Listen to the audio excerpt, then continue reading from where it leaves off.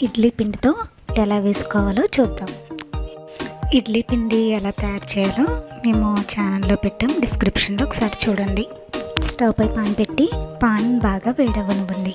ఇప్పుడు మనం రెడీ చేసుకున్న ఇడ్లీ పిండిని మనం దోశ ఎలా వేసుకుంటామో అలాగ వేసుకొని స్ప్రెడ్ చేసుకోండి రౌండ్గా.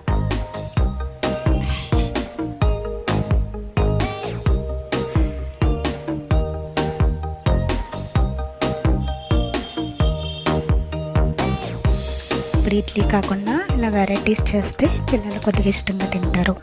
ఇందులో కట్ చేసుకున్న ఉల్లిపాయ, పచ్చిమిర్చి, చిన్నగా కట్ చేసుకున్న అల్లం తరుగు, కొద్దిగా కొత్తిమీర, కరివేపాకు, కొద్దిగా జీలకర్ర వేసి ఒకసారి బాగా ప్రెస్ చేయండి.